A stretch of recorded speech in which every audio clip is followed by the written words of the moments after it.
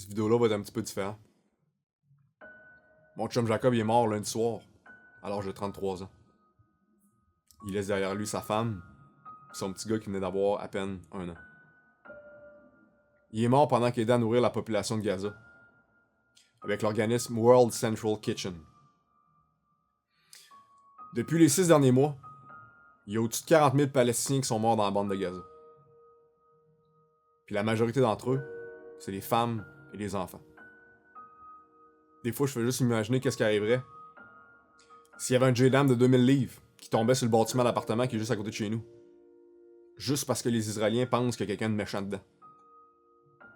أن يكون هناك طلقات تحذيرية وقصف المبنى بالكامل. إذا قصف إسرائيلي. Ben pour eux autres, là, c'est le même à chaque jour. Quand c'est pas les bombes qui tuent femmes, enfants, bébés, hommes, c'est la famine. Ce qui se passe présentement en Palestine, c'est un génocide. Et Jacob, il a décidé d'aller les aider. Il s'est porté volontaire pour aller aider à nourrir les populations affamées de Gaza. Il a pas fait ça parce que c'était facile. Il a décidé de faire ça parce que c'était la chose à faire. Puis il s'est fait assassiner par l'armée israélienne. Avec 6 autres de ses collègues, tous venus pour aider à nourrir la population affamée. Ce que les Israéliens ont fait, c'est pas une erreur. Ils étaient dans un convoi humanitaire, avec des véhicules clairement identifiés comme tels, même vus des airs.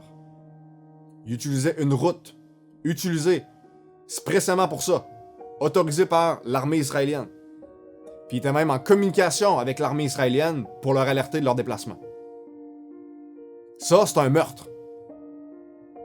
C'est comme un pompier qui rentre dans un bâtiment en feu.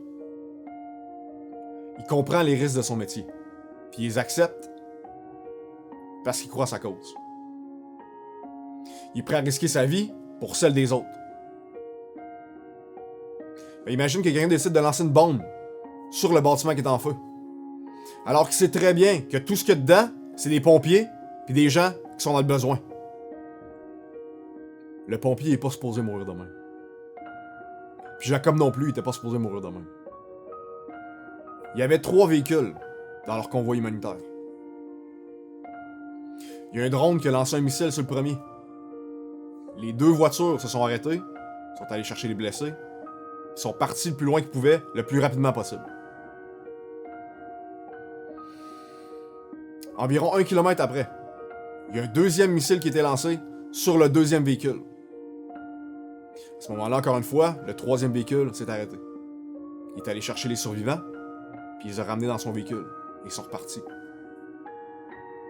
Il y a eu un 3e missile qui a été lancé du drone sur le 3e véhicule.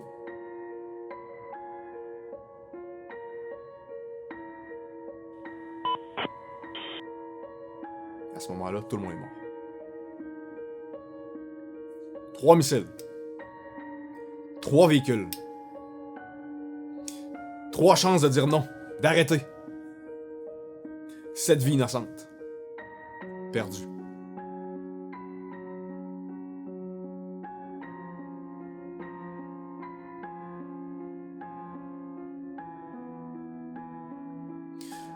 Jacob est mort en martyr, en aidant son prochain, au péril de sa propre vie. 24 heures avant que j'apprenne son décès, j'avais envoyé un email. Puis en fait, ce matin-là, j'étais excité parce que je me disais que peut-être qu'il allait m'avoir répondu. On est en train de setter notre plan avec des dates pour aller le voir au Costa Rica.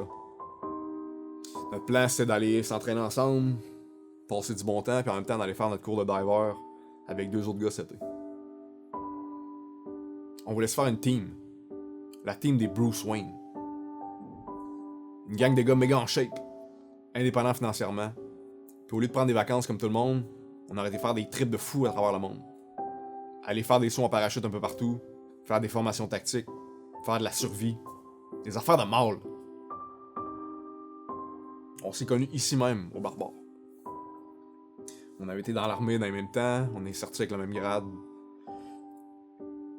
C'est drôle parce que Au début, quand on s'est rencontrés, c'était comme deux loups qui se rencontrent. On se checkait de loin, tu sais. T'es qui, toi? Toi, t'es qui?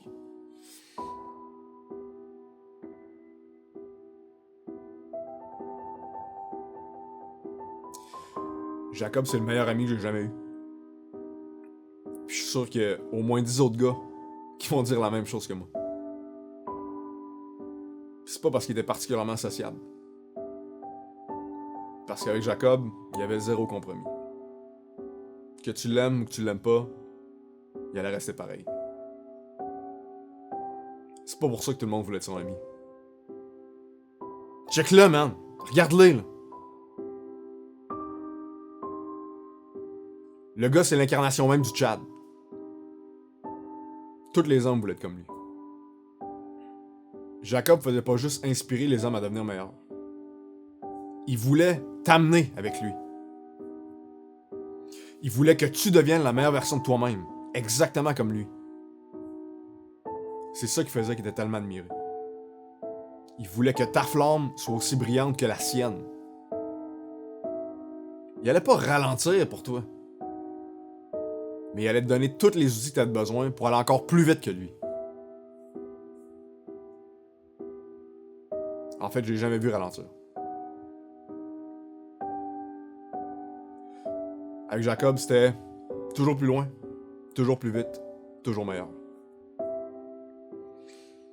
S'il y a un mot qui décrivait Flick, que tu le connaisses depuis toute ta vie, ou que tu l'aies rencontré 15 minutes, c'est le mot guerrier. C'est un guerrier, man. Un vrai. Le genre de gars que tu vas voir à côté de toi quand ça se met à chier. Le genre de gars avec qui tu vas à la guerre. Parce que peu importe ce qu'il y avait devant, tu savais qu'il allait être le premier dans l'ordre de marche pour aller se battre. Un guerrier, c'est pas juste l'extérieur. Le corps, les muscles. C'est aussi ce qu'il y a en dedans. C'est ça le plus important. Jacob avait le cœur d'un guerrier. Quand tu passais du temps avec lui, tu te sentais comme la personne la plus chanceuse du monde. Tu voulais devenir meilleur juste parce qu'il est là. Puis autant solide qu'il a toujours été. Quand il a rencontré sa femme, Sandy, j'ai vu une transformation s'opérer. Soudainement, c'était plus un loup solitaire. Il s'était trouvé un allié. Puis non seulement ça, il y avait maintenant une nouvelle mission. Celle de fonder une famille. Et pour Jacob, n'importe quelle femme n'aurait pas fait. Il s'est trouvé une femme exceptionnelle. Une femme dévouée, aimante. Une femme qui allait le supporter dans tous ses projets. Puis ça, c'est extrêmement rare. Pour être capable d'être avec un homme alpha, ça prend une femme alpha aussi. Une femme qui t'encourage à continuer à pousser pour devenir l'homme que t'es destiné à être. Sandy était cette fille-là. 100%. Pour la première fois, je voyais Jacob paisible. Toujours autant déterminé. Même plus déterminé que jamais. Mais cette fois-là, dans une mission tellement belle. Celle de fonder une famille. Il devenait encore plus balancé, encore plus groundé. Comme seul d'avoir un fils te permet de devenir.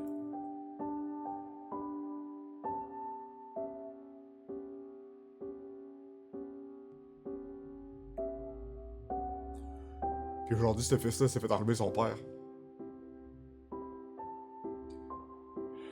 18 mois. C'était pas supposé se passer de même. On a tellement de plans de brosse à faire. Je voyais juste Jacob pour continuer de s'entraîner avec moi, même jusqu'à 60 ans.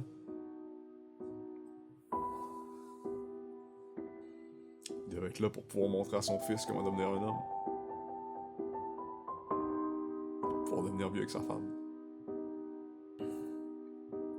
Comme Sandy a resté à la maison pour élever son fils, Jacob c'était le seul à travailler puis à ramener de l'argent pour sa famille.